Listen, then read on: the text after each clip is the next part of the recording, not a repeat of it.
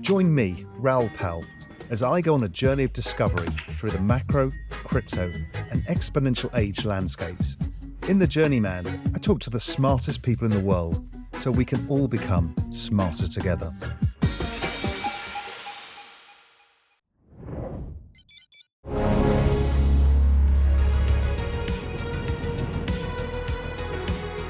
Jordi Visser, how the devil are you? I'm good, Raoul. How are you doing?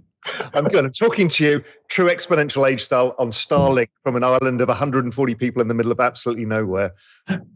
Only your style. Only you can pull it off. So, listen, before we dig in, just a quick bit of background. A lot of people have seen your previous video, but those who didn't, just give a little synopsis of your background. Okay. Non-traditional, didn't go through graduate school, joined Morgan Stanley in the controllers and risk management area, and actually coded for about the first year and a half that I was there to build risk systems. Went into equity derivatives, just like you, and spent the better part of the next 12 years at Morgan Stanley from the early 90s to 2003. And all of that was in emerging markets, including opening an office for Brazil. Then I left, started my own macro hedge fund for 2 years, then met George Weiss, took that team and brought it into Weiss. And I got here in 2005, and I've been here since. And I'm the president and CIO of the firm.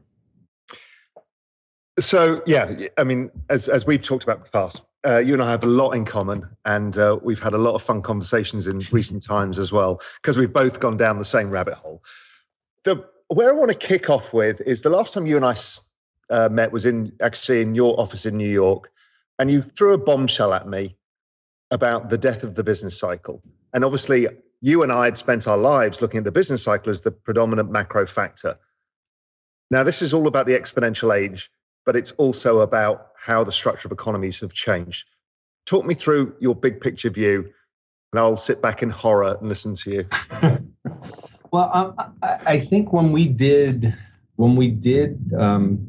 my podcast, In Search of Green Marbles, I took some of the things that you said. So 2 of your core beliefs. One of the things that you've said is that for growth, so let's just start with, have a business cycle, we're growing. To grow, it's about labor force growth, it's about debt growth, and then there's a productivity part. So if you don't believe we're going to have debt growth, and you believe that robots and artificial intelligence are going to supplant or take care of the labor force growth, well, then you've got a productivity boom. The question is, as you move more towards that right off the bat, are you breaking the model of what business cycles were? Now, let me go back for a second. So to have recessions, it's those 2 points again, debt and jobs. In the prior decade, as the iPhone and the smartphone took over, I started writing about, and I think you started getting interested in exponential innovation at that point, and you looked at these compounding numbers, not of productivity, but of how are these companies, these 7 mega companies, generating all of the wealth? They're driving the markets. MSCI World X the US is unchanged since 2006. Like I like to say that to everyone who's just trying to go through it. If it wasn't for the boom in the smartphone and the domination by the big 7, there really wouldn't be any kind of growth that happened. So I thought the business cycles were already starting to become extinct because these companies were growing their market cap so dramatically, but what they were growing it without for the first time in the history of public markets was without debt. So you've already broken the debt to market cap side. And now with generative AI and also with these companies, they never had to have the same amount of employees as we've had to have in other companies. So I just don't think for companies to grow, they need to borrow money, especially with generative AI. And I think if they don't need to borrow money and they don't need as many people, then the business cycle isn't as fragile or isn't dominated. And also when you finalize it, if you believe the digital economy has gradually been taking over the physical economy, which there's no doubt it has been, then by definition, you're going to have a harder time having business cycles. So it freaks people out. But I'll tell you, what is a business cycle? Since the Great Depression, we don't allow ourselves to go into a debt deflation cycle. So we had one chance of it, which was 2008. And as you mentioned on the podcast, which I agree with, the Fed got these new shiny tools that allow them to bail out things or do things like they did for SVB to prevent a synchronized recession. So rather than confuse people with the fact there's no more recessions, no more business cycles, it's just that a business cycle doesn't look the way it did. And maybe a business cycle now is 1% growth for a couple quarters, followed by 3% growth, then back down to 1, stay at 1 for a couple of years, then go up to 3. But we never really have these big extreme moves because technology has just smoothed things out like it does with everything else. So one of the things that, there's a lot to unpack there. One of the things that you mentioned to me that really stopped me in my tracks was this idea about we're living in a world of abundance and recessions are driven by scarcity. Talk me through what you think through that, because that was really something I thought was very profound. I mean, since the beginning of time on economics, when we left, and I read or I listened to this person during COVID, and I spent a lot of time on the microbiome in 2020. And this guy, Zach Bush, who, if you haven't listened to him or even had him on the podcast, he's a very interesting person, and especially at this time, but he is, I would say, one of the people I learned the most from on the microbiome. But he had this interesting statement towards kind of what allowed the fiat system to be created. And it was the invention of the plow, which allowed people to kind of live this localized agricultural world and become lawyers and doctors because you could feed yourself through this. And that's how we ended up kind of really spreading across the globe and going through this. And that was because once we started to travel, a locale did not have enough commodities, and we had to go travel around the world to get commodities, and we started to use a lot more energy, and it's a finite resource. So by definition, until you actually get to the point where there's abundant, and let's just use energy as an example, if right now there wasn't fossil fuel needs and we actually had LK99 and we had the ability of having flying cars within a year, what would that do to the business cycle if now we don't have this need for commodities and we're never going to run out of it? If you believe in 3D printers and the ability to print a house, then why do you need to have workers and have all this stuff there if you can 3D print a house in half the time? If you believe in nanotechnology, if you believe in not Ozempic, but now we're getting into gene editing, we're going to be able to extend life. So all of these things lead to something, which is when you hit the exponential curve where artificial intelligence becomes such an important force, then all of a sudden, hey, it's going to take us 4 years to get a vaccine because we're scarce of a vaccine for this pandemic, and it's created in 2 days. So we're so close to a world of abundance because of generative AI hitting so many people that the advancements just can't be understood. And I think we're closer to it. And I think that makes it more challenging on business cycles when already during our career, because I think you, if I remember, you started in the late 80s or 90, just before I did. So we haven't seen many recessions. Don't include the pandemic. I mean, they were spread out pretty big. And what happened at both of the beginning of our careers? Netscape and the internet. And so I think this whole thing of abundance has been happening. And I just believe it's going to mean that business cycles can't happen because we can get what we need so quickly. You know, and why this struck me is I've got some sympathy for this because for the very reason you've just mentioned is we had a recession in 1990. Then it took another 10 years before we got another one. Okay, and that was an equity-driven bubble because of technology. Okay, and it was a very mild recession, actually. It was a nasty, in stock market terms, mild recession. Then we carried all the way through till 2008, and that was the end of the debt cycle. The debt super cycle finished then. And since then, we've seen a business cycle, but every time it gets to the bottom, it doesn't really get to negative GDP growth, and it rebounds again. Obviously, the central bank stimulates, all of the things happen like it's a recession, but it's not a recession. We had the same, I believe, in 2019, and I think we were towards the bottom of the business cycle, and then 2020 comes along, and we had the sharp drop down, and we revert back to that ongoing cycle. And here we are at the bottom of the cycle again, and people are saying, well, where's my negative GDP growth? Mm-hmm. So what you said struck me. The other thing is, okay, on this abundance versus scarcity idea, I guess one of the things you're saying is that we still have scarcity in commodities, even though productivity keeps rising. This is why I started an ags hedge fund in 2006. I thought this is a great idea. There's too many humans, blah, blah, blah. Right? Like a moron, I completely missed the fact that productivity of farming just is a relentless trend. So crop yields just go up and up and up and up. So food prices go down and down and down and down. And we saw that kind of with shale as well. But do you think now in the digital economy that the size of the rest of the economy is too big for the commodity cycle to matter? And it can still move up and down, but not enough to cause the real problems. So I'm going to use a real-time example for people to think, because it's real. You and I both know that AI is moving so quickly, and that the advancements in things like protein folding, like it's unbelievable to read back in the 1980s about the concept by the forefathers of, oh my God, if we could just get protein folding done and actually figure all of the proteins out. But we'll be lucky if we get through whatever. We'll never get through them. And then AlphaFold gets everything done quickly. So you really can't think about exponential innovation because our brains, and you've said this before, they can't comprehend it. So let's use something that everyone has heard about this year and most people have only heard about within the last year. Ozempic. Now, it's not directly related to AI, but it is related to commodities in a very important way. We waste an enormous amount of heat. We waste an enormous amount of food because of the inefficiency of the way our buildings are done, the way we run our temperatures, the fact that we heat a building when no one's in it.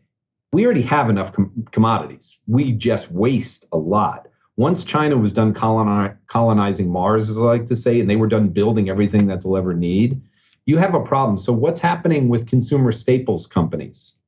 Well, their share prices are under pressure because Ozempic is reducing calories in terms of people are eating by a significant amount on calories they don't need, and that shows up in the obesity numbers.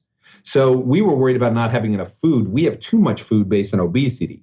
We may not have enough food for the rest of the globe, but we've wasted so much food that I believe, aside from the solutions through nano and through getting to having resistant crops and all the things you said, which are innovation, which are happening, we're going to get through the efficiency side and the productivity side. We're going to eliminate waste. And if you think about what happened with fracking, you can divine it as many ways as you want.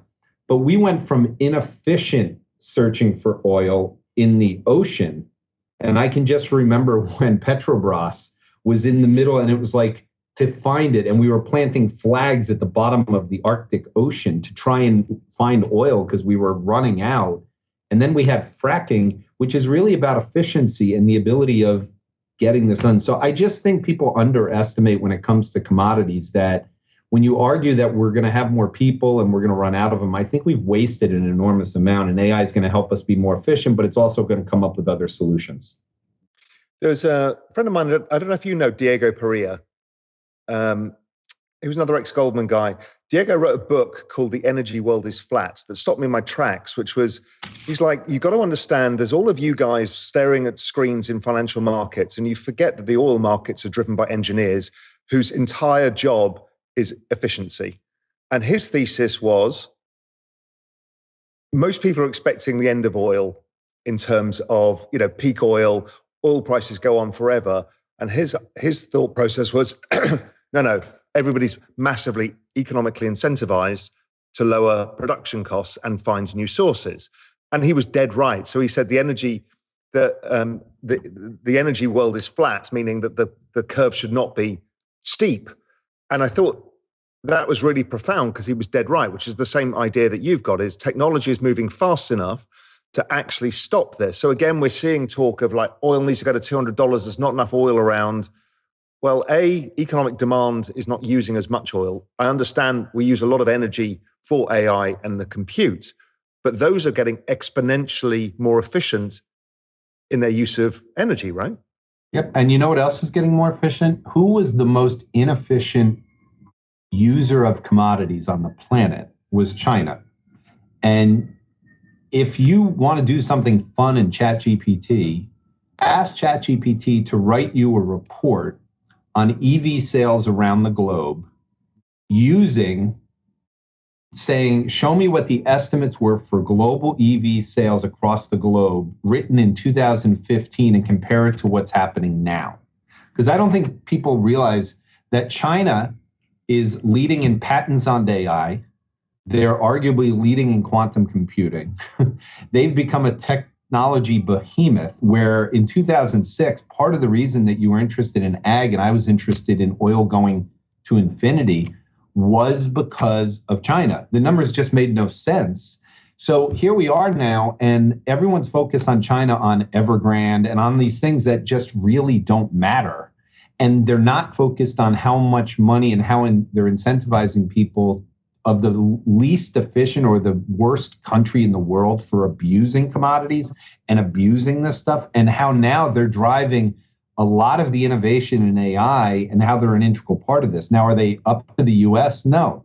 But they're going to continue to become a group that dominates in clean energy. And that means you have to take off what they were going to use or be inefficient with and take those numbers down. And we're only talking, 15 years ago when everyone on the planet believed coal was the trade. And then it went to close to zero because of fracking. And then it gets a rally again because of a shortage during the pandemic. I think the China efficiency story, or at least their technology investment story, is one of the more important ones in the world towards people that think that the future is going to end up in the same place. Because I think it's a major story, again, of a country that was probably the most important for this curve because of where they were where they were size-wise, and they're just not contributing in commodities the way that they were. I think that's right. And I think the other thing that you mentioned that you and I have talked about is the Fed the central banks have taken the left tail off the risk, because the classic recessions and the bad ones were about the value of collateral falling, exposing the debt.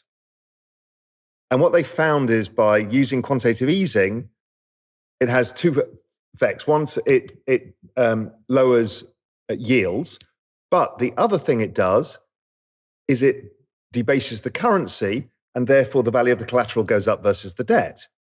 It's the scarce asset that goes up in value, the variable asset doesn't. And so once you've got that trick, you take the tail out, the downside tail that happens in recessions. So therefore, by definition, they should be milder, which makes sense, which is why I expected this one, whatever this economic downturn is, to be more like 1990, less debt-driven, just cyclical. And it feels like it's just cyclical. Whether we get a negative GDP quarter or not is kind of irrelevant, but it's not a big deal. And unemployment won't rise dramatically. It might go up a little bit because people are seeing slowdown in sales, and that's real. There is a business cycle, but you've kind of taken the worst of the bottom part off. I mean, look at it. We closed the entire world in 2020. Mm-hmm. Right? That is the worst economic outcome you could possibly have. And the whole thing was over in a quarter. So let's take it further. So before Lehman, and let's go to the last time that I was actually worried about this was the end, and this happens to coincide. So I wrote a paper in 2013 after I had taken a trip to Silicon Valley, decided that China just was not going to be able to grow anymore because of the debt they had already put forth. And it was going to be they were going to navigate their growth lower over time, but the commodity cycle was not going to happen. So in 2013, I talked about the fact that the future was all about these new innovations, and what was happening with the smartphone was far more important. And we had entered the point of singularity or some kind of thing where exponential innovation was going to be huge. But in 2012, I was worried. And the reason I was worried is because I thought the problem in the EU was much tougher to solve than it was in the US. So we just had to have a bipartisan TARP chaos followed by, okay, fine, we'll give in. But I figured with Europe, with all the different countries, that it was going to be very difficult for Germany to actually be the printing press for the rest of Europe. It just didn't make any sense to me that that was a likely scenario. And I think everyone who probably traveled and talked really was worried about the fact that this could happen. So Europe as an economy is 20 trillion. The US as an economy is 20 plus trillion. And China as an economy now is 20 trillion. We control 65% of global GDP. Not the change, but the actual size of it. The debt and everything is in those three places. And we've all figured out that we can basically get rid of the left tail. And the rest of the world, the emerging markets where I traded during the 90s, their balance sheets are fairly pristine at this point. So you're just left with a world that the worst balance sheets in the world are the printing presses. They've taken out the left tail.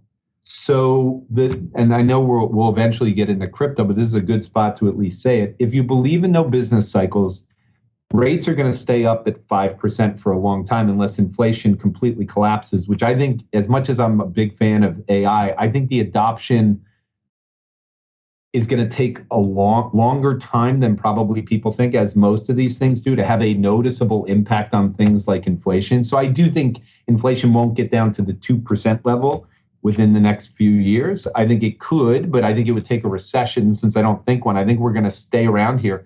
And the reason is because of the wage situation. I just don't think, with having unemployment at these low levels, that it's really going to be easy to not pay people the wages. So I think labor is going to have an advantage at this point on public companies.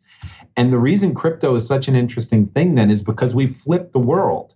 So emerging markets, which obviously, if you separate China and you take out the wealthy people in China, and then you take the poor people of China and you add up the numbers, this is the rise of many, meaning the printing presses, the debasing of all of their currencies, they're going to lead to a rising up. And I think you see it all the day in geopolitics. I think you're seeing it in the Middle East conflict. I think you're seeing this all over the place, where groups that are poor, that are not able to partake in the world the way it has, I think the barriers to entry have gone down. And I think crypto is a really, really, really great place for them to move or to grow their money.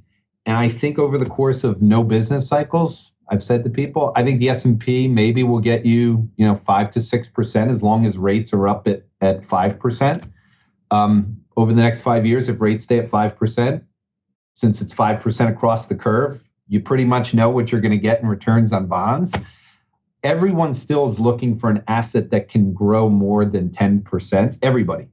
I hear it in my world, on the hedge fund world, well, you have to give me 10, because if 5 is the new benchmark of Fed funds, what could be a better world for crypto than that situation that I put together? If you have 10% of your money in Bitcoin and you have 90% in Fed funds, worst case scenario at the end of the year, you lose everything in Bitcoin, you've still made 90% on 5.5%. That's why I think Bitcoin will start to replace a lot of the assets in bonds and stocks, because they can't outperform Fed funds rates with no business cycles, in my opinion. Okay, we'll get onto crypto in a bit. That's super interesting. The other thing that you said, something that I've been trying to think about as well, and I'll come back to your ridiculous idea that rates are staying at 5%. I'm not going to let you get away with that. So there is also a structural change in who owns debt and who doesn't, which is the important point that you made. Mm-hmm. The Magnificent Seven have 0.0 debt, really. Right? And so yes. What's that? Blue Tarski, yes. We'll use some Animal Farm, Animal House jokes. So 0.0, yes. And 5% interest just compounds their earnings on their cash, right? So they just accelerate. And, we've all observed the Magnificent Seven, that we're calling them these days, versus like the Russell 2000, right? That Russell 2000 looks like the economy's slow and the others don't. And that's really interesting to me. I look at what seems to be happening is those people left with the debts from the old world are the people who struggle. The banks, the AT&Ts, the GEs, all of that. That's not going away, but we can't let them go bust because there's so many jobs still in that sector. That's the kind of old world that needs to be kept afloat. That's the pension system. That's, everything is kind of still stuck within that. And it feels like it's it's that demographic needs to kind of go out of the labor force, and then eventually it kind of leaves the population. I think there's something within the structure of the economy that we will see this bifurcated economy ongoing. Yeah, but there's two problems. Because these guys have got a totally clean sheet. Yeah. And these guys haven't. Well, here's the thing. You're right, but then the old economy and the household has a clean sheet too. So the debt for most individuals in this country that matter. And again, you if you're a wealthy person and you have, $100 million of net worth and you have $10 million of debt, it doesn't matter. If you're a person that buys a house and you have a lot of debt and your equity in the house doesn't change, you care about your monthly payments. And right now, the servicing of debt in the U.S. for a household for mortgages is at all-time lows. And the reason is because most people have fixed rate mortgages. So their balance sheets are clean. And the amount of equity, and I just did a webinar yesterday or the day before, I don't think people realize how much equity has accrued in the real estate market in the U.S. over the last 4 years. It's astronomical. And so as long as the housing market is fine, it's another element of savings that, again, when people just look for what are the savings in the country? Well, your house has gone up. And if we don't have a recession, then the house price doesn't go down. Even if it stays the same, there's a lot of equity in people's homes. For the corporate side, they still have a lot of debt. The American Airlines, the GEs, all these groups. Now, they've done a good job of restructuring it. And I think there's less than $1 trillion maturing in the corporate debt market. You're not talking about numbers that matter that much. They've termed them out over the next 30 years. Corporates did a really good job. So who holds all the debt that matters? It's the government. And so I think this is another part of that left tail that makes it very unlikely to have the contagion that would normally happen because there's just not enough size in the debt market on a shelf that matters. And also, again, the Fed have shown that if it starts getting ugly, they'll get involved in that market too. That was the Rubicon they crossed in 2000. We're saying, no, we'll go into the private credit markets too. We don't care. So it's like nobody is going bust. That's what they've told us. That's what the ECB have told us. That's what everybody's told us. That's what the Japanese have told us.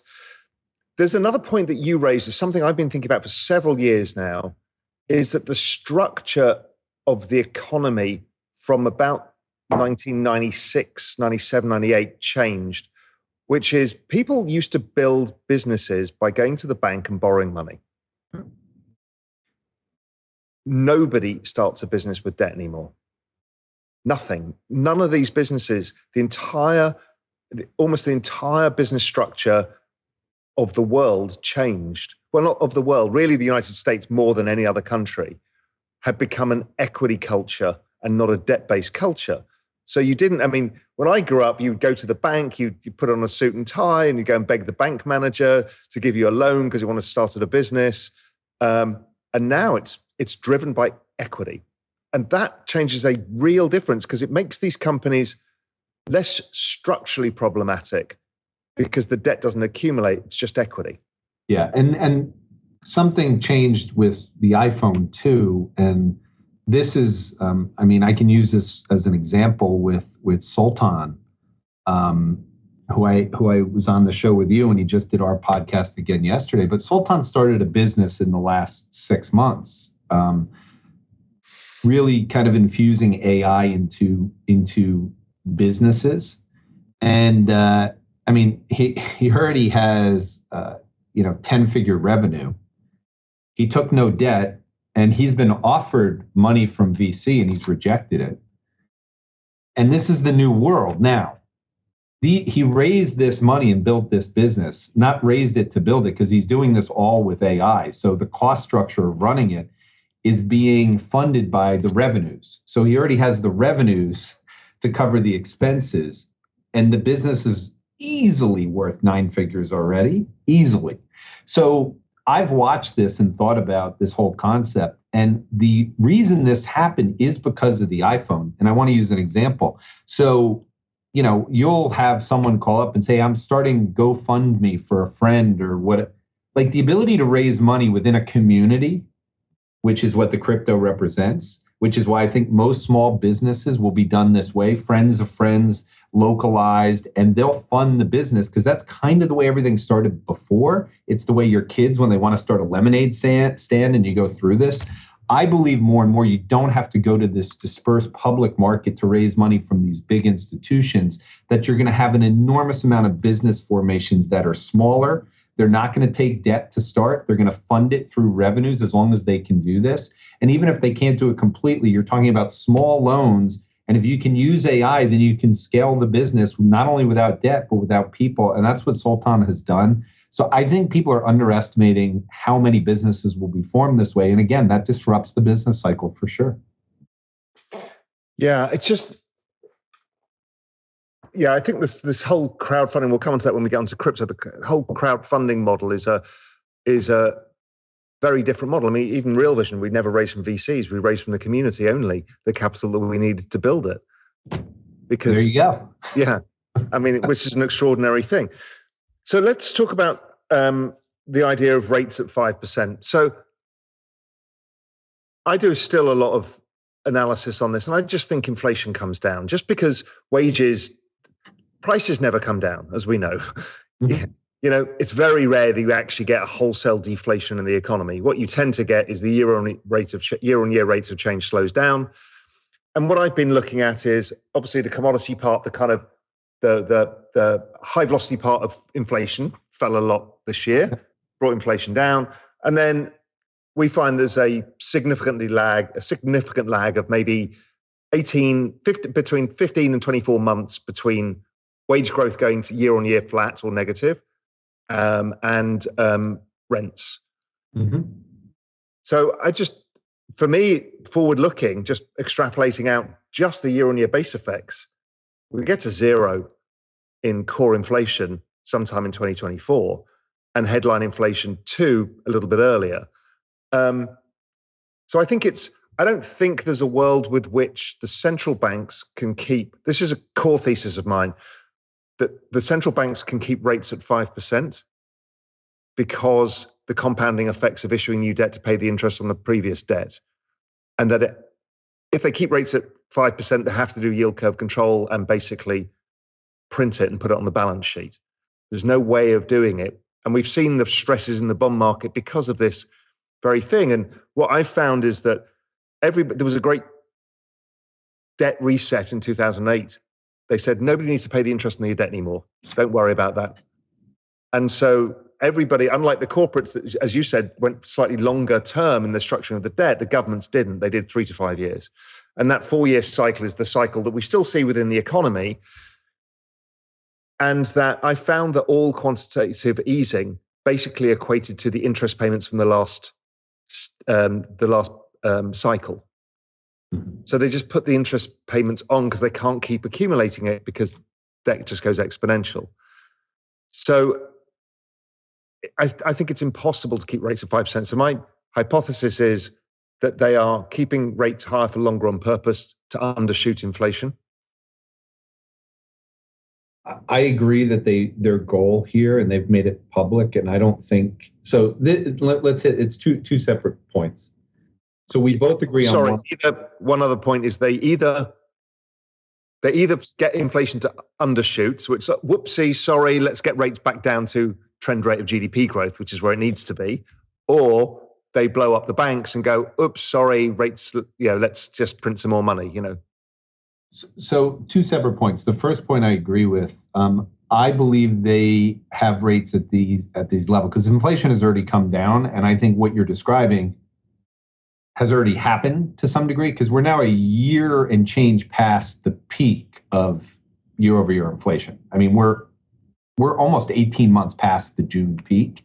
Yep. So those base effects, they're already happening. I mean, they haven't completely happened, but obviously in the goods side, you're already kind of at negative in a lot of different goods prices. It's the service side. Most CPIs are negative all around the world. And in some places, I think it's Norway's like minus 20-something%. It's crazy. Yeah. So I mean, we're both deflationistas. We both know where this is ending up because of AI. And I agree that Powell has made his bed, and every central banker around the world has made their bed that they won't allow inflation to bob its head up again. And they're still overreacting to things like headline CPI was 0.6 2 months ago, and it was 0.4, and look at the last 3 months.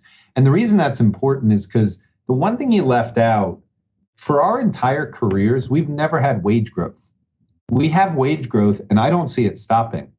And I will give you, one of the most important things for there not being a business cycle. Ray Dalio in September is at the Milken conference, and he says publicly, we're headed to a 3-day work week. Jamie Dimon in early October goes on Bloomberg TV after his earnings or before his earnings and says, we're going to a 3.5-day work week and your kids are going to live to 100. The reason I bring that up and why it's important to this, I don't think the wage pressures, I think labor has an advantage right now in a big way. And I don't think that's going to change because I think if you believe in crypto, you have to believe that inflation is going to stay higher. I believe the two go hand in hand.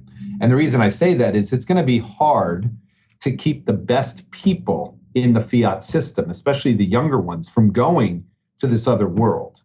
And that means that in the fiat world, they have to keep paying more money to keep the talent. They have no choice. And so what's Google going to have to do? What are they doing with AI people? So I believe wages have to stay higher as part of this. I'm leaving this country. And I've said, crypto is a new country. It's America and the way people thought of it a long time ago. Forget anything about it. It is where people want to go who want freedom, if they want to work less, if they want to not have a boss, if they are willing to work for less, whatever the case is, or if they have a great idea, which is what a great company is. It's what a great coin is. A great coin is an idea. It's no different from anything that's come up with Steve Jobs or anything. These are just ideas by human beings. I think it's going to be hard. But then the second thing is, I don't like anecdotal stuff. I have not seen it at all. Restaurant prices are ridiculous. They're insane.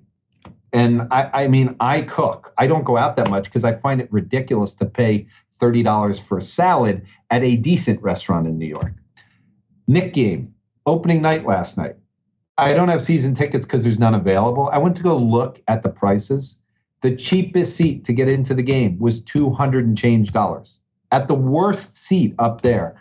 There is absolutely no way, and I hate anecdotal stuff, so this is not an anecdotal thing. This is just, I don't believe with what was going on with Taylor Swift. Minimum of $2,000 a seat. That is an indication that there is so much money out there that I don't think this is coming down as fast as you think. Okay, on that point, I think there's lots of different things going on at the same time. On the point of the Taylor Swift, the Knicks game, what we saw in the Cayman Islands over Christmas as well is like the US economy was slowing down. We had record tourist season. And my thought process in this is, look, we live more and more of a world like this, you and I, in this digital world. We speak to people digitally. We do stuff digitally. Now, you're in the office. I'm not even in the office. I barely go to the office. So, but I'm all day on Zoom and email and everything else. And I think that real world experiences, proper experiences, trade at a premium, and they will continue to do so.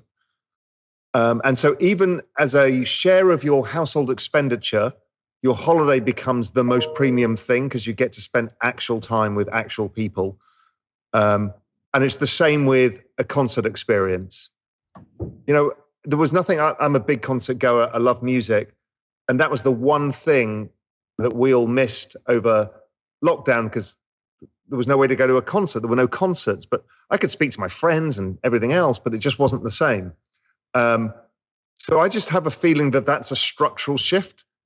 One of my other viewpoints is as we move towards this kind of metaversal universe, is that nature trades at a premium.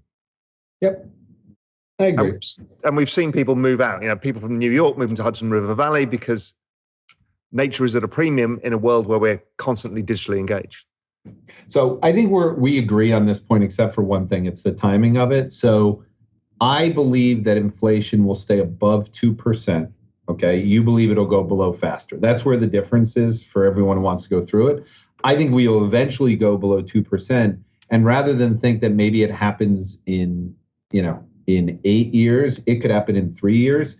I just don't believe that. I think it has to come from generative AI and 3-day work week becoming more of a reality. And I've learned with the iPhone, and I've learned with any technology, that even if LK99 was real right now, how long would it take to have an impact on prices? It would have an impact on the stock market way in advance. But for prices, I think it's going to take more time. And I'm going to drive with the fact that the number one thing people are going to have to convince me of is that wages aren't going to grow at 4%. So if I said to you, forget everything you believe about paying it, if wages are going to grow at 4% a year, which I believe will happen, I don't think you can have core inflation below 2% if wages are going at 4%.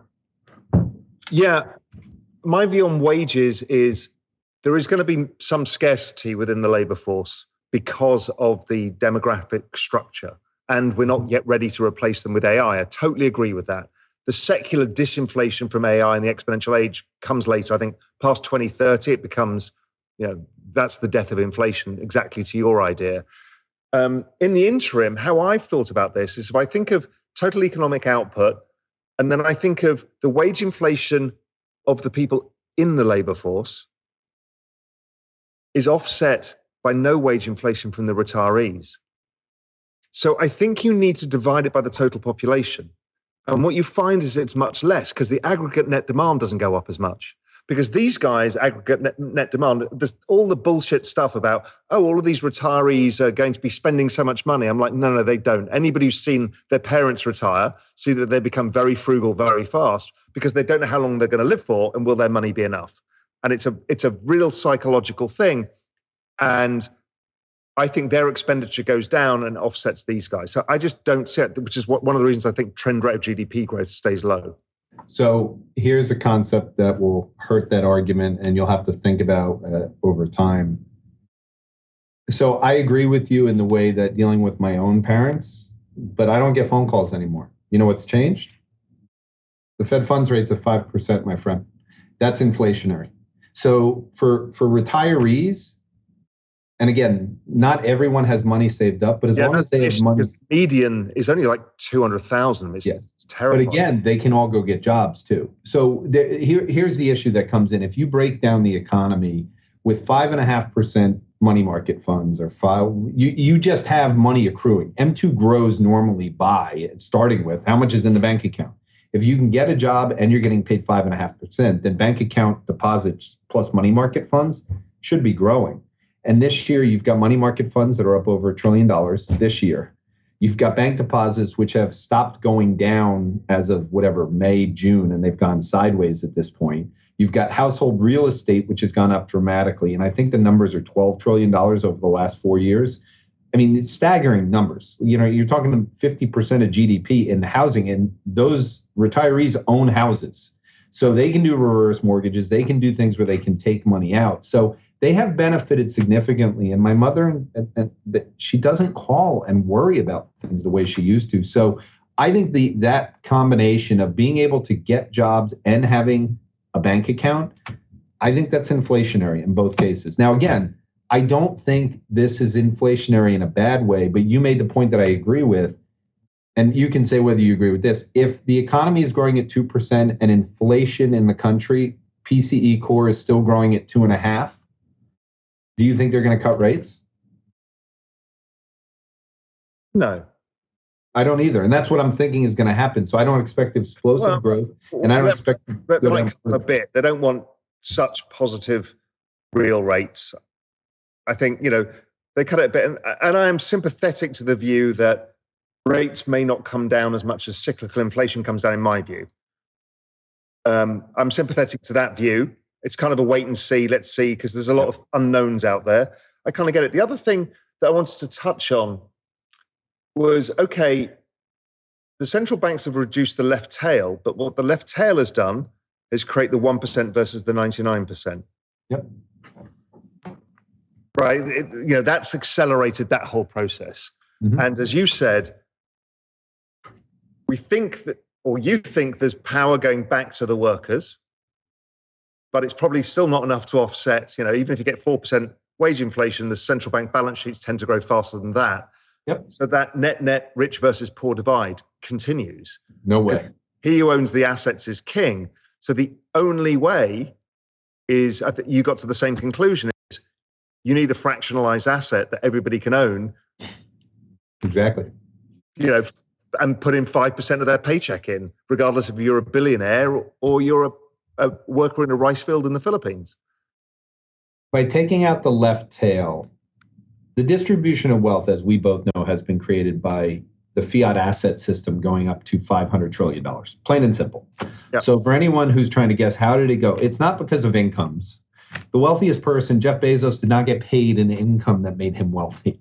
You get paid in your ideas, and then they grow, and you own a big portion of your business, and it grows to some mega number.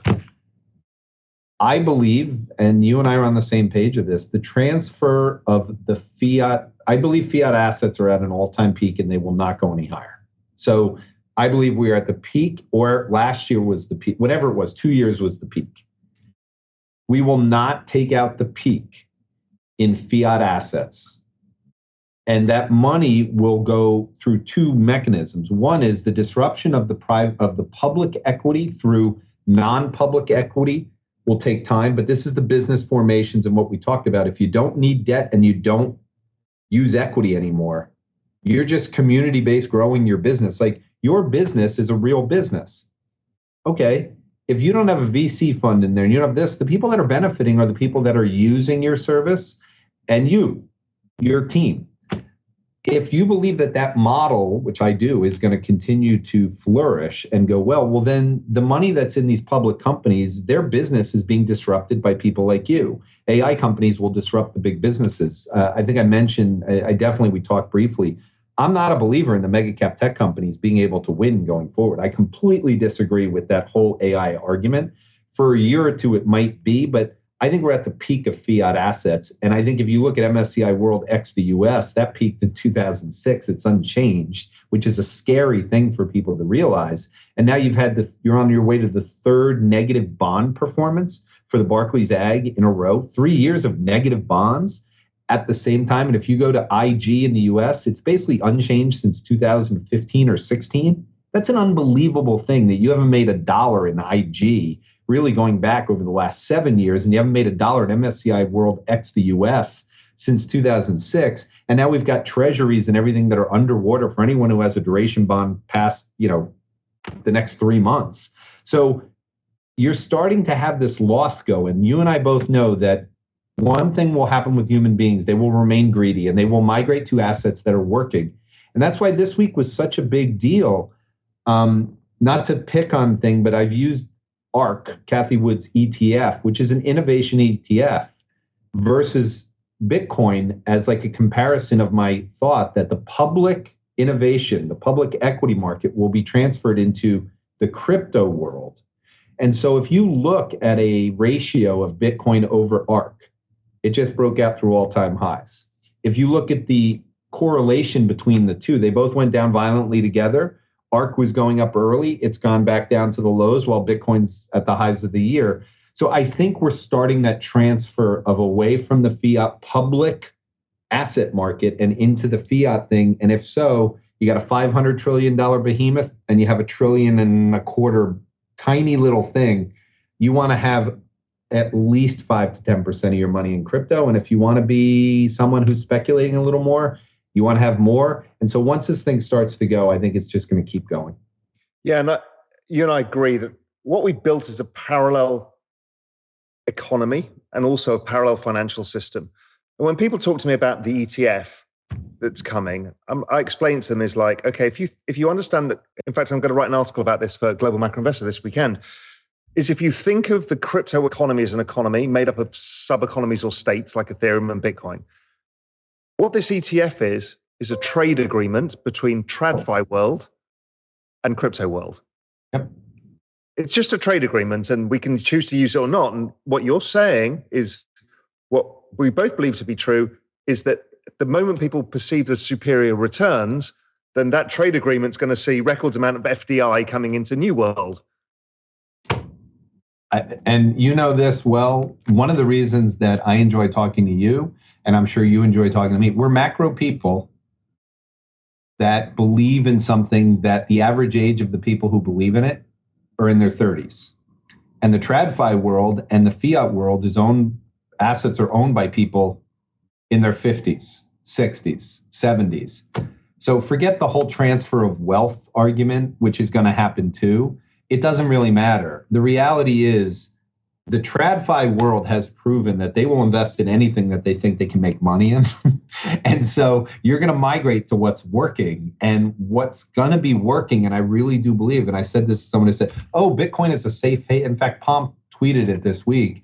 Oh, Bitcoin is a safe haven asset this week. And I said, no, it's the only asset working this week. Like, it's the only asset right now.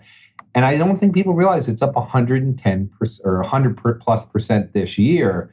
And now the S&P at the lows today was only up 7% before dividends.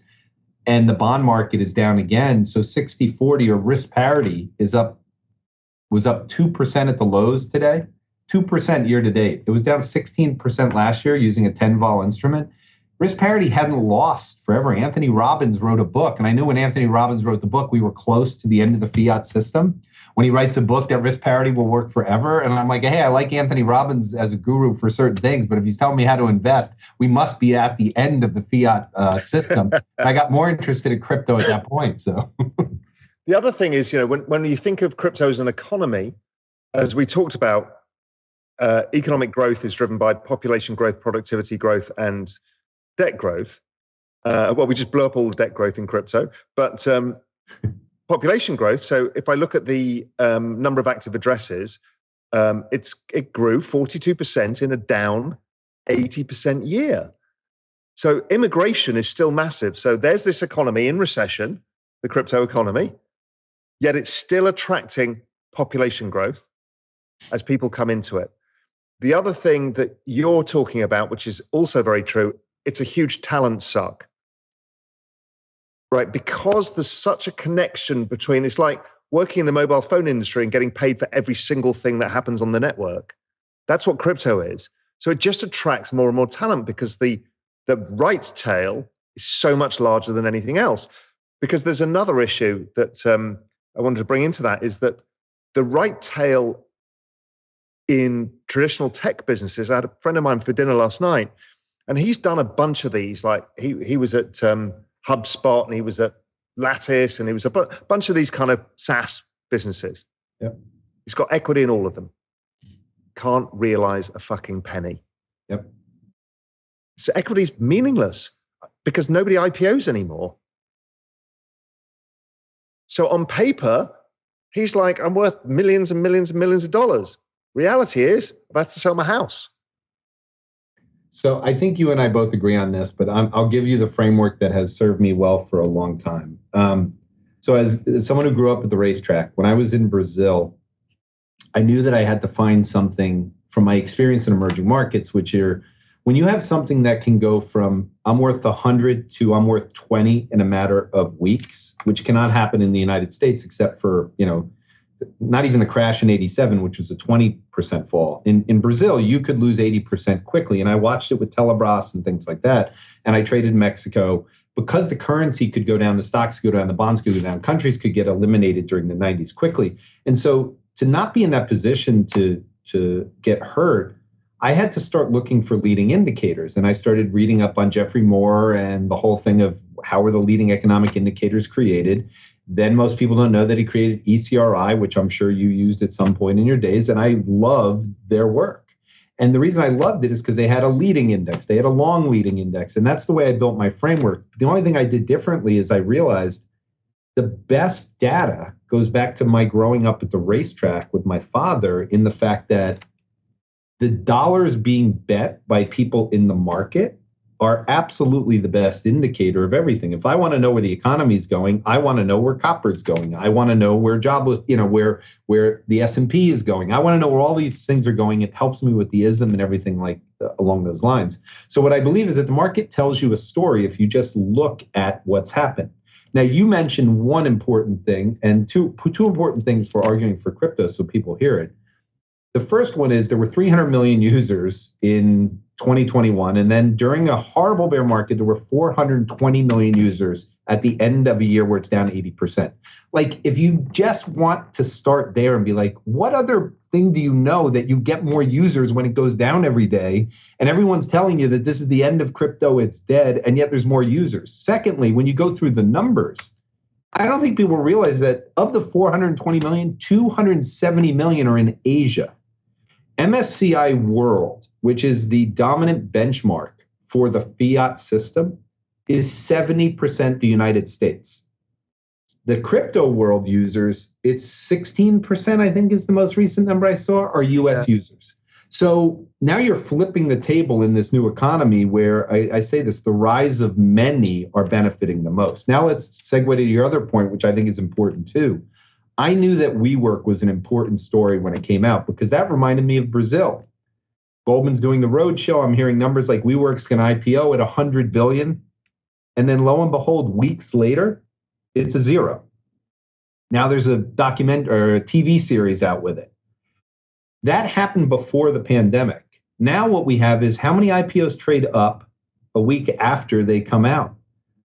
We're watching now the equity world and the VC world and all of this stuff go through, and they can blame it on rates, they can blame it on whatever, but there's something changing that says there's a better way to monetize, there's a better way to come up with ideas, and there's a better way to raise your business. And I think it's what we talked about. No debt, use no people, and find a different way to go through. And I think the crypto world offers a different solution. I think more people are going to take it.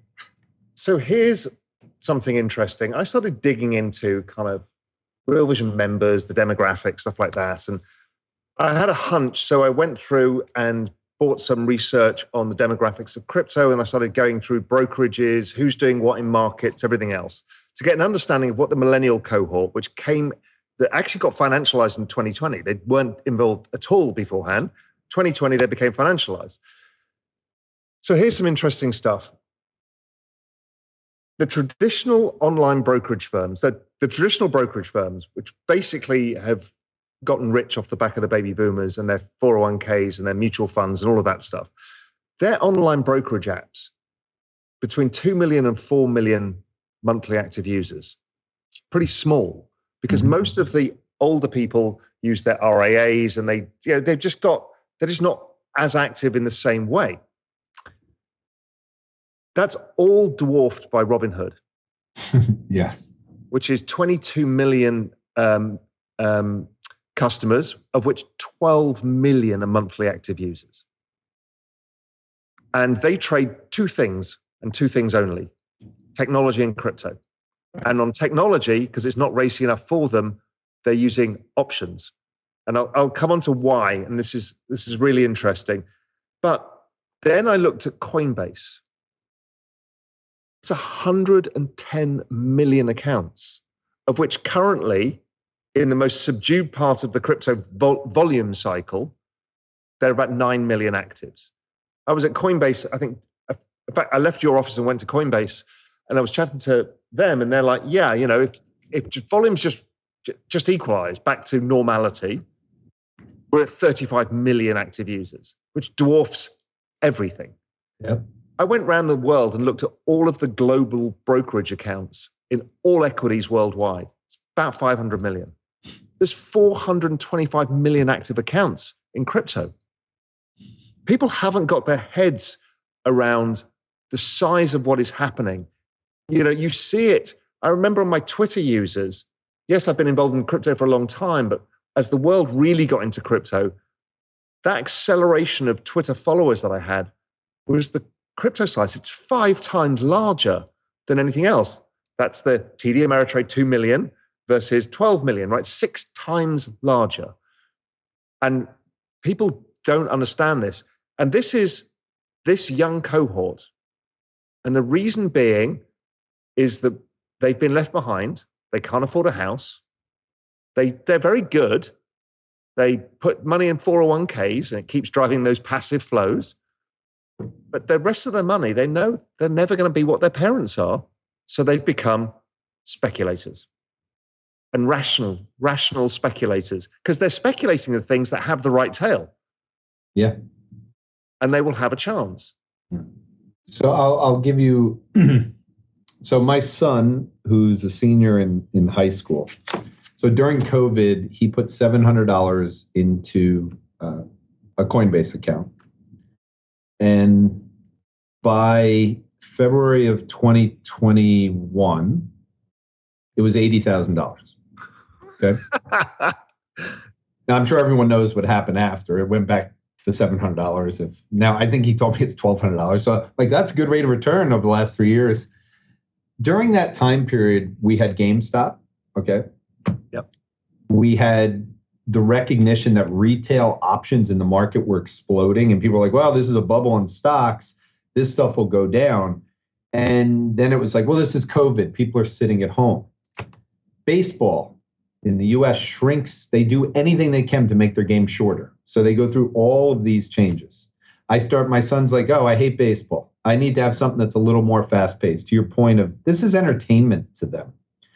And the thing is, they're going to make money. They know how to play games to win. Exactly. And if they can play this game to win, and it's going to allow them to buy a house, they'll do it all day. He talked about this concept of pump and dump. He talked about how stocks were boring, exactly what you said. And the problem is with people like not believing this. At the end of the day, you have to understand human beings will always have one thing. He was greedy. He didn't get out of his stuff at 80,000. And I was at 40,000. I'm like, dude, just take half of it out, please, and put it into Bitcoin. Like, this is going to end badly. And he didn't do it. And then he started saying, I can't believe I'm now 18. I could have had a BMW right now. Instead, I don't have any money and I'm working at Dairy Queen. Like, I don't understand. And it literally is that story. And he wrote his college applications, and the crypto story is part of it, what he learned from it, what he went through. And now he's starting to get interested again. And I asked him why, and he's like, I'm hearing some things. Now, he was hanging out in Reddit where he was getting all his information. So he was informed. He could talk more about the tokens that he was invested in from a position of what seemed to be like any analyst talking to me about a stock. So I think people don't realize that kids are better at gathering information, putting together a story. And I agree with you that this is going to lead to positive things for people who get invested in the market. This is the power of the hive mind. Now, I'm a passionate believer in this, is that I think GameStop proved, now, yes, it was a risk-taking cycle, blah, blah, blah, but the underlying analysis that drove that whole madness was correct. And we see it time and time and again that the power of the hive mind, the more people get educated and understand this, the less they need the Wall Street analyst, the less they need the guy in the suit that they need to knock on the door and say, please, sir, can I have your advice? I'd love to pay you. They're not going to do that anymore. They don't trust them. They don't speak the same language. They're not interested. They'd rather, they're smart enough, they will figure it out as a crowd.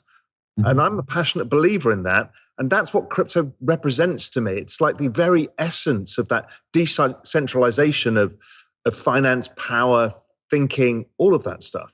Yeah. And so when we use, you and I know this, the power of the world community, like the word community, I don't think people have really thought about the concept of community that's really started to dominate things. And I'll even use Donald Trump as an example. He created a community that is rabid in love with him. Like, it can't be broken. Taylor Swift has a rabid community that will go against you if you say anything bad about her. The Reddit world was attacking these hedge funds in this form. Like, this power of community, which again, you have to think about the fact that what percentage of people own the net worth in this country?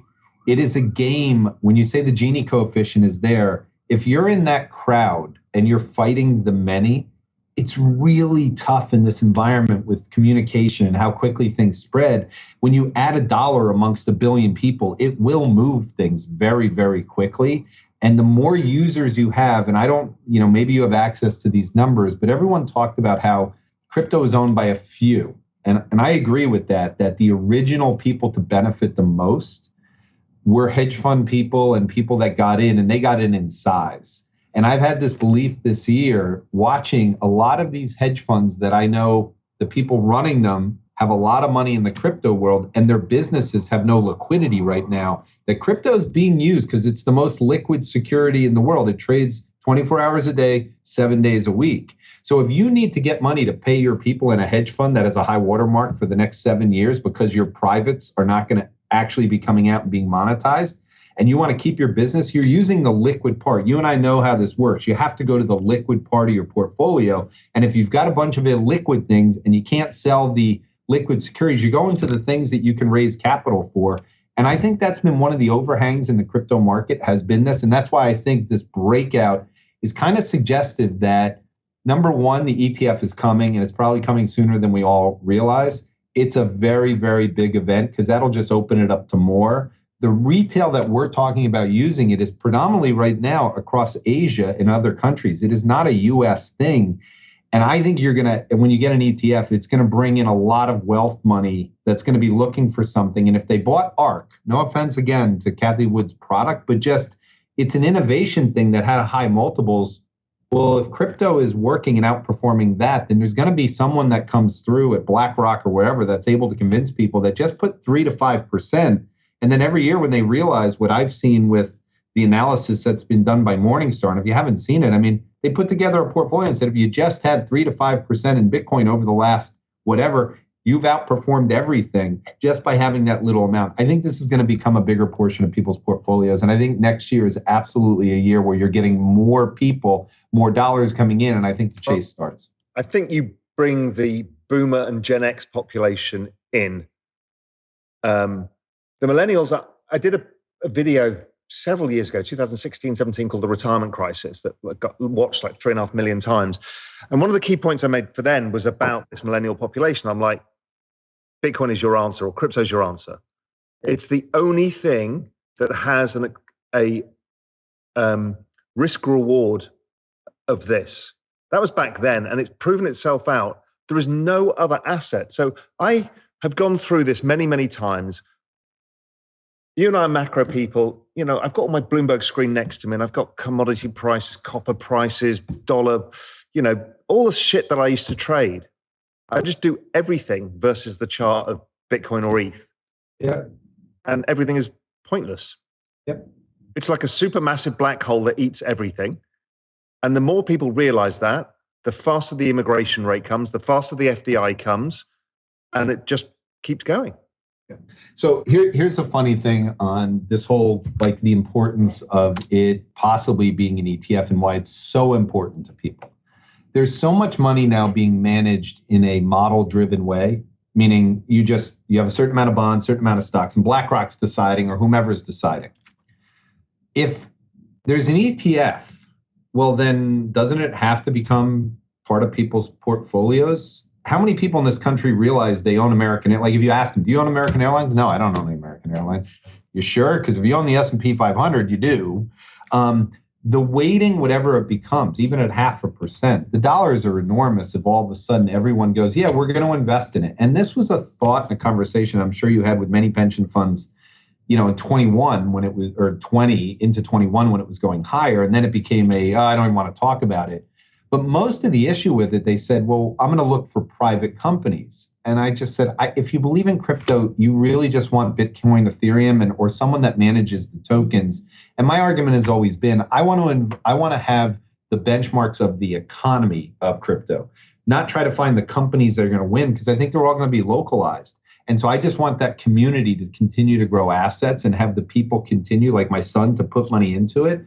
I don't want to be smarter than everyone and try to figure this out, because I don't think these things are going to last as long. I think that pump and dump thing, hey, we're a token that's worth more. Axie Infinity goes up dramatically. Then it's not worth anything. I think there'll be a competitor for everything very quickly. So I think the ETF creation, which almost certainly will happen by the end of January, from what I'm hearing, it's going to be a big moment for it. And I think now the sellers probably realize it, who were sitting up there, and they're like, well, I might as well sell on the news of the ETF. So maybe when the ETF gets announced, initially it falls down again. But I think this is going to be a trigger point for asset allocation models, including it in their models. And even if it's a small number, again, a small number on $1 trillion managed to a model in a market size that's only $1 trillion is a huge number. And that's what's considering the number of holders. So the actual liquidity is minuscule in crypto, minuscule. I mean, I've built an asset management business, a fund-of-fund business called Exponential Asset Management. We just allocate money to digital asset hedge funds. The traditional hedge fund world is $4 trillion. The crypto hedge fund industry, $6 billion. Yeah. So there's no secondary market. So when you put in a bunch of FDI from TradFi land and put it into crypto land, it's just going to have a massively outsized impact.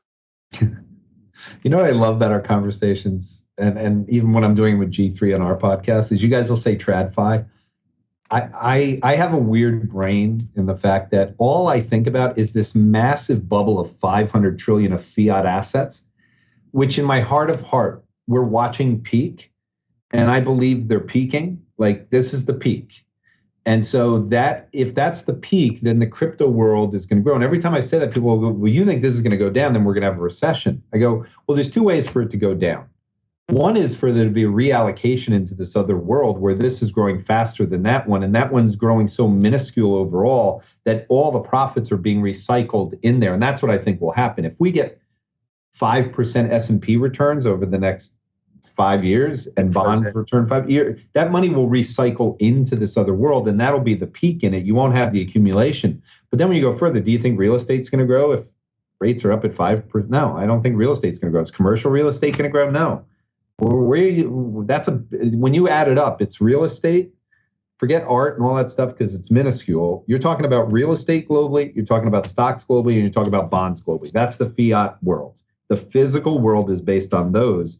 And I think it is the safest bet in the world that dollar base has reached a peak because of the size of the debt and how much of the stock market and the assets are China, US, and Europe, and how people are looking for an alternative. And China, not the entire country because a lot of them are poor, but when you add up everything, the Gini coefficient means there's very few winners, there's a lot of losers. So if you believe in the rise of communities, the rise of many, and that all of the educated kids that are coming out in Brazil and Africa and they're going to start their businesses in crypto, they're going to have Bitcoin because it's the currency of that environment. It's a global thing.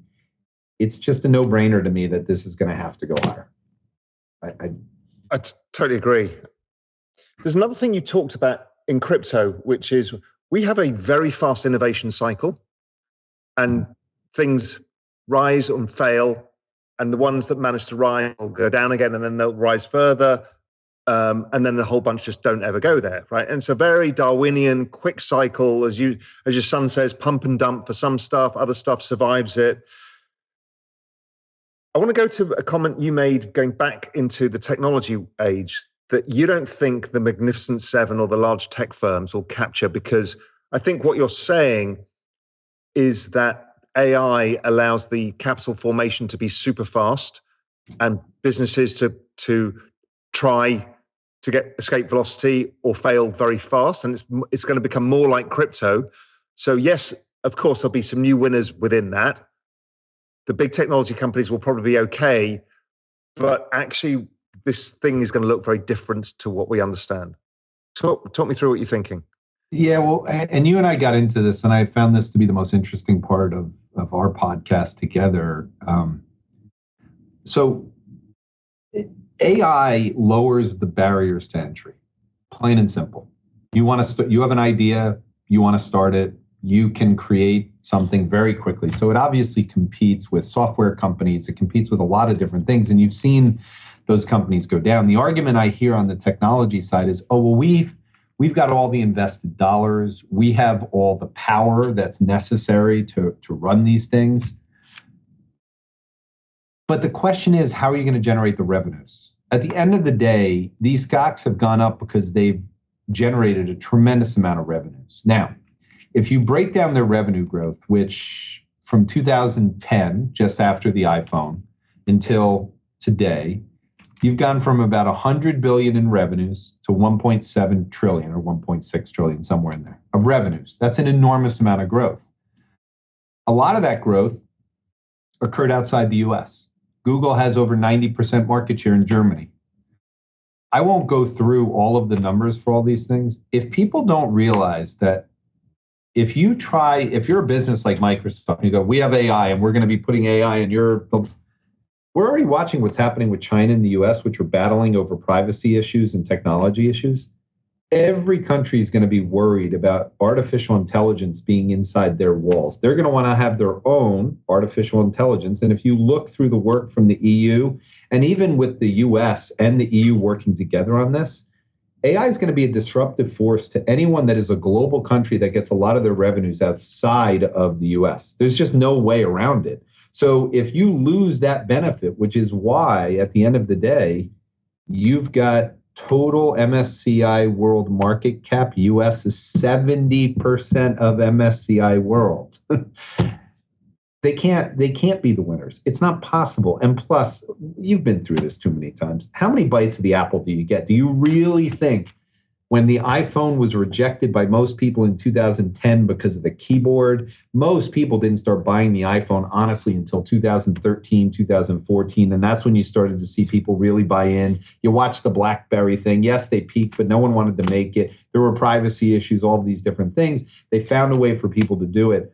I just believe that what AI is going to do is disrupt all businesses inside the fiat system because of the lower barriers to entry, which will allow them to compete with different parts. But if you're an employee at Google and you're young and you're smart and you come up with an idea looking at those walls, you're like, well, I can do that and I'll just go over here and do it. Generative AI allows you to do it without having all of the resources. Now, they can't maybe create a Microsoft Copilot. They can't be embedded in every office system in the globe.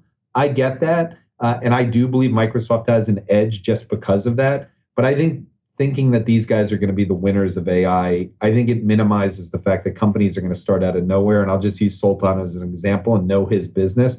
He was able to start something which absolutely competes with Microsoft 100%.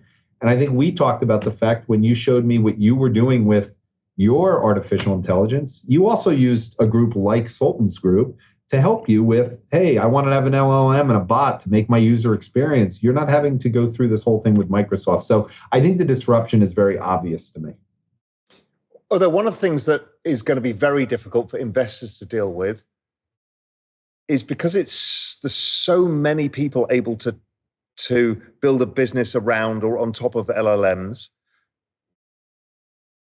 And there's so much innovation because it's happening so fast by so many people that it's very hard to plant a flag in where this is going as a business because you just literally don't know. You can't look at the playing field here. You can't ask people, hey, what do you see coming down the pike? Because it's still being innovated away so fast that it's really difficult. Well, I say if you try to use the Web 2.0 playbook on the Web 3.0 world, and I'm including crypto and, as you know, AI together, and we didn't really get into this, but I don't think the Web 2.0 playbook works. I don't think you can find, and again, we'll use my son and this whole thing you said about how quick things move. Early stage, late stage, by definition, that's like a baseball game. It takes a long time. You go through this. Things are going to happen much faster. And I don't think this generation that is maybe in their 20s at this point, that'll be the major drivers in these other countries, they're hungry to live. And I think that's the important message that I got from Axie Infinity. And if people, they should watch the documentary. The important thing is not what we look at. In fact, hey, Axie Infinity, I should invest in that token. No, really, the story was one about an economy being born. It was a digital economy that created opportunity on a global playing field from the Philippines. Amazing. And the government had to deal with it because it became so big as a percentage of what had gone on. And I use that as an example of it wasn't investable, but for the people in the community, they were benefiting by making a heck of a lot more money than they could have made getting a job because they couldn't get jobs. So they were actually making more money in there. Second thing was educational wise. The part I loved is when there were sponsors and they were creating these teams and they were like, okay, we'll pay for you to go through it and we get a percentage of this. Like it was an economy that people have to watch to really understand the power of kind of this community-based environment, which is not about a person getting super wealthy. It's about a distribution of everyone having a chance to make more money doing something they enjoy, as opposed to going into a job where they work 50 hours a week and they kill themselves and they go through it. So, and when people ask me about what the hell we're going to do about income in a world of AI? I'm like, it's digital societies. It's working together as a community in like-minded projects, whatever it is. And, if you can't see what is going on, you're blind. If you can't see what's happening in crypto, if you can't see what happened in Axie Infinity, which is not just crypto, if you can't see what's happening in Minecraft, if you can't see what's happening in GameStop, these are people working together en masse in digital societies that are globalized. Nobody cares where you live, who you are, what you look like. They don't even care what your name is. You're just part of this big game. And the game can be money. The game could be something else. And this kind of rise of digital nation states, well, digital nation states are ones with currencies, and we're seeing that, Ethereum, Bitcoin, others. Axie Infinity was a digital nation state, ended up being a failed state, as did GME, GameStop. But these are the incremental things that get built on top of each other before something really big breaks out here, something really big. Yeah, and these things, like I said, about the way I learned about how to kind of look at assets to judge, these are real things that are happening. And so I look to collect a lot of dots and then see if what I think is happening is happening. We didn't get into the authenticity part, but I think AI directly has an impact on the need for the blockchain as a parallel thing. I mean, if you have the inability of, and you've talked about this in a very, very clear manner, which I'm sure you've done, and I don't want you to have to go through it again, but I think the election in particular and just what's going on in the US next year serves as another point for how authenticity is really critical. When we have a Middle East conflict going on and photos are coming out in Twitter and people don't know what's real, what's not real, because it can be generated by AI, there's really no more news. And so your point about, blue check marks don't mean anything. That's not really anything authenticated. That eventually the blockchain will be used for authenticity for sure. And so if you believe that we're going to need more authenticity, then that by definition means you're going to need more blockchain approaches, which by definition correlates into crypto again being another place that you grow. And it also allows you to have a passport to different digital societies because you've got your online identity. It's like it gets rid of the idea of passport, which is your single nation state. You'll have a passport that gives you rights into the other nation states that you have. Yeah, sure, you might need another token to allow you access, but people don't see this. But this is a whole world growing up in a whole different way where national borders are just about resources and resource allocation, physical resource allocation, and everything else happens digitally. So here's the funny thing, Raoul, and I think for everyone who's listening who's either not completely bought into crypto or even a skeptic, I started my journey towards really trying to figure out how this would fit in my knowledge of macro. Like, where does this fit? And I had spent, like I said, the prior kind of 7 years before 2020 when I really got interested in it as an asset, because I started seeing a change and I saw the money printing that just said, oh my God, we're exploding money. This has to be a big thing. I wanted to see how it fit. And I went to learn a lot. And then in 2021 is when I started really getting on realvision a lot, when you were offering the free thing. And I was watching all the interviews. And I hate listening to people who talk about crypto in this religious zealot way. And it didn't interest me, and I would get off of all of them. I was trying to fit it in the context of a world that still works, where it's not these guys lose dramatically, we win dramatically, which is what I was hearing a lot. I also didn't believe that the greed coming out was going to work out that way. So I thought from an Elliott Wave perspective, we were near a bubble phase where everyone who had already made money and was highly educated in the crypto world had to go through a shakeout. And the Axie Infinity story was the one I migrated to. I really thought it was a powerful story. And then I started figuring out, well, this fits in the world in how overvalued fiat systems are. And the Gini coefficient has to come down. And the only way for it to come down is for the 8 billion people that have not participated in the fiat system to have something that goes up in value where they're gradually gaining some power. And so it made sense to me from a macro perspective. And I enjoyed listening to you. Marco Papich wrote a great paper, who I know you've had on the metaverse and the end of countries. And I thought it was brilliant. And I really do think people should read that. But he's a macro person too. So I wanted to find, as you say, TradFi people who could speak about the economy, the Fed, where this all fits, but also could talk about the crypto world. And the part that I think I migrated to when I started to piss people off was to say to, pension funds, okay, I don't think VC is coming back. If crypto is what I think it is, this concept of early stage, late stage, it's not going to happen. There's going to be, for every $1 billion company, there's going to be 1,000, 100, $10 million companies. Or there's going to be too many because they're all going to be local. They never go public. And the people that benefit are the idea creators, but then the community who made the idea go up. And that's why Taylor Swift is kind of running this mini crypto community world. And if people spent time on and actually understood what she did with like her songs to disintermediate that, it really is a lot of blockchain crypto thinking. And I don't know if it's intentional by her or not, but that's like a microcosm of what I see happening. Well, she knows she's an economy. I think that's the point. Yeah. She knows. I mean, she literally drove US GDP. Yeah. And she never goes against her group. She spends time with them. She knows how to make sure they feel like they're welcome in terms of what they do. Now, woman's made a lot of money and she sold a lot of tickets to things, but everyone who's gone to them that paid the money and went through it. I asked my daughter when I was writing a paper on Taylor Swift to compare her to the crypto world, what Taylor Swift meant to her. And a 21-year-old girl wrote me this incredible thing about how her life changed because it was like she was writing things that she felt, and it was all community-based. So I'm a big believer that instead of crypto being a Web 2.0, let's find the winners thing, it's about the community, and that doesn't make it the same playbook, and that may make it harder. Bitcoin is the easiest way for people to participate because I think it goes up. It just doesn't have a story that people can migrate to because there's no story for Bitcoin. No. So really what it is the entire market cap of the space goes up. And that was one of the reasons I started the asset management firm. Is like, I'm going to leave it to a bunch of hedge funds to figure out what those tokens are, because that's hard.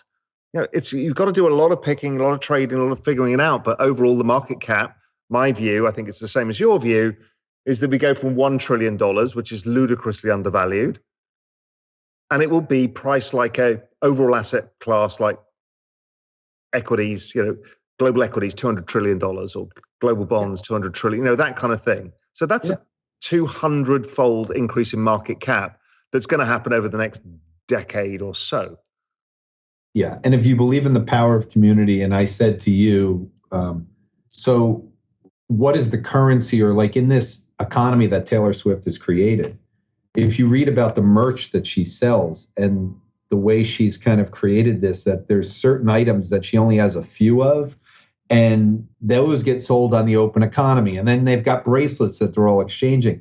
It is, and it's experiential, like the fans will be outside.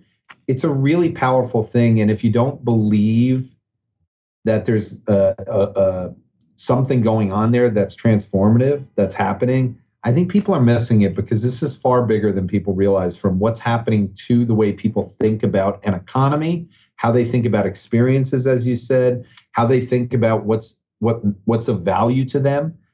It's just all changed, and it fits in with NFTs in the same way, and that's the way I think about it. It's all the same. We're going through a transformation of society, whether people like it or not. And my view on this is you might as well invest in it as opposed to fear it.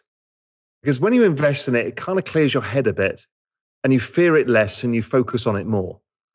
And you can reject some parts of it, but what you'll be is more open-minded, because it's not going away. You can call the GameStop people as stupid as you want.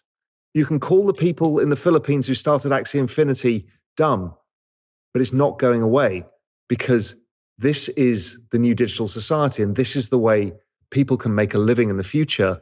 Or more importantly, as you said, sometimes you need to make capital gains because income's not enough. Yeah.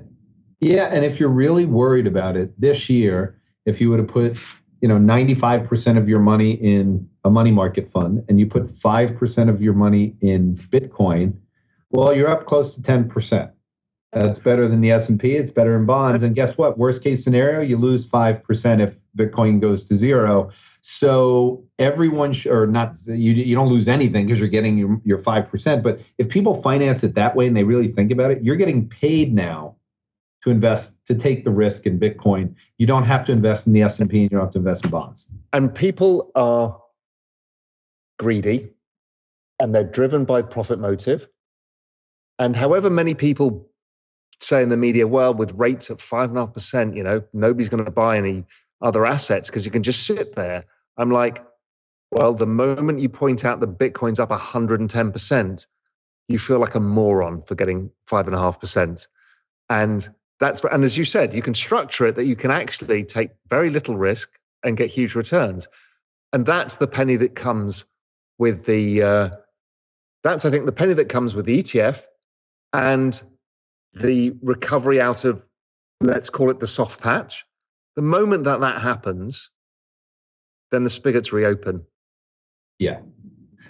Because to open up, it's kind of shocking that there's 400 million plus accounts out of 8 billion people on the planet, 7.5 billion.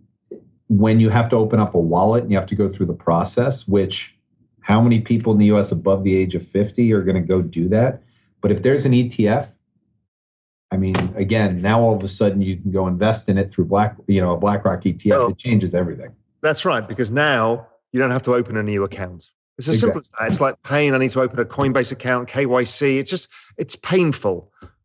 Here, you can just go, press my button, I'll buy some of that instead of buying whatever it was I was buying before, QQQs. I'll buy some Bitcoin instead. Yeah, and I think it's helped that in the press, everyone knows that it hasn't been an ETF. When it becomes an ETF, it's like going through FDA drug approval. It's like, okay, it's safe now. Now the government has okayed it, so I can invest in it. I just think we haven't seen anything like this before. That's why it's such a big event, and I think it matters a lot more than what people realize. Just because we haven't, if you believe in a new economy and a new situation, this is the overlap between them. The future is not enough because most people can't invest in futures. So to actually straddle the TradFi and the crypto economy and actually create a bridge of investors for where most people have their money, you need this. And I think once they add it into the models for what your portfolio model allocation should be, which is going to happen from all the banks because they can't not be involved in them if it's the only asset going up. And that's the thing that I think is going to happen, is that asset, and this gets back at the beginning, if you believe in no business cycles, if you believe that rates are going to stay around 5%, IG yields are now at 6.35. The earnings yield on the S&P is around 5.25%. So you've got IG yields above S&P, which is going to act as a really big, it's going to act as a governor on the market going up that much, because we haven't been in this situation since 2002, where you were at least 100 basis points higher than the earnings yield. So IG bonds are comparable. You're not going to have as many buybacks going forward because rates are up at higher levels, so they can't be using the buybacks, issuing debt to go through it. I just think the equity market is going to have a really hard time getting any kind of fast start without a recession happening, to where we go through the same story we've gone through. And that's one of the reasons why I don't think we're going to have a recession too. And also, when I did the work on the debasement and just divided all assets by the Fed balance sheet, make it simple. Yep. The S&P had gone nowhere since 2008. Real estate had gone nowhere since 2008. Gold had gone nowhere since 2008. Nothing had gone anywhere. They all looked like the European stock market. I'm like, that's interesting. There was only two assets that went up: technology stocks and crypto. That is it. There is no other generator of wealth. Everything else is standing still against the debasement. If you look at those charts when you get a chance on your Bloomberg, just do the S&P blah blah blah divided by the Fed balance sheet. It was shocking to me. That's what I found the exponential age thesis from, was by doing that and going, just sitting back thinking, shit, this is telling me something much bigger than I quite understand. And I went down that rabbit hole. Yeah, and it's interesting too. Which is your death of fiat is there, but it's being hidden by the denominator. That's my point. And if you go back now and you say, okay, well, if we don't have a recession, how is the balance sheet ever going to expand again? If the balance sheet doesn't expand again, then do we think we're going to get stocks and everything to outperform it? No. So it gets back to the point that the fiat system then on that metric fits in the same thing. In a way, it's the same thing, right? Yeah. If you don't increase the balance sheet, they go nowhere. If you increase the balance sheet, in balance sheet adjusted terms, they've gone nowhere. So nobody's getting wealthier. There's only two things that trend. And they're the two things that we both came to the conclusion from. Exactly. So there we go. Jordi, listen. It's going to be the same thing too. So yeah, amazing conversation as ever. I didn't think it was going to be this much about crypto. We didn't even get to biotech and other stuff. We'll get into all of that another time because we could just talk for hours and hours and hours. In fact, we have. So we can. That was a fabulous conversation. I loved it and I hope people found it very useful. Thanks a lot for having me on, Raoul. I've enjoyed doing this now for the third time between the two of us. Let's keep doing it, especially as crypto continues to go. And yeah, the biotech side is going to be the next thing that I'm sure. Yeah, I don't know enough about it, so I'm going to expect you to teach me, or find somebody to bring onto Real Vision that we can talk to. We'll do. Because it's just it's a hard thing to get up another learning curve. Yeah, but we have to. We'll do it. I'll find someone because it's actually kind of hard, and I don't want to go down any rabbit holes. But I'll spend some time on it because G3 and I have talked about the same thing for the podcast. We're actually going to do another one on Ozempic because we did one and it was the most listened to podcast. So the reason you should be spending time on it is because it's in everyone's head because they've seen it on the news. But now because of what's happened to staples companies, what's happening with the dialysis companies over the last week, what's happened with small biotech companies, the fact that Eli Lilly and Novo Nordisk are using the Web 2.0 playbook and they're buying up all other weight loss drug companies, just like the mega caps did. This is a much bigger story because of the debt we have, the healthcare expenditures, and we did one on that. So I'm going to get you back. We're going to talk about the whole health thing because it's something I'm really interested in. I'm looking at the book Lifespan behind you. We got lots to talk, and Guts. I've read that as well. So yeah, I've read 0 to 1. I've read Hacking Darwin's a good one. Yes, I spent a lot of time on it. Good. All right, my friend. Great to see you. Thank you. You too, Raoul. We hope you enjoyed the video. At Real Vision, we help you understand the complex world of finance, business, and the global economy with in-depth analysis from real experts. Join the revolution at realvision.com.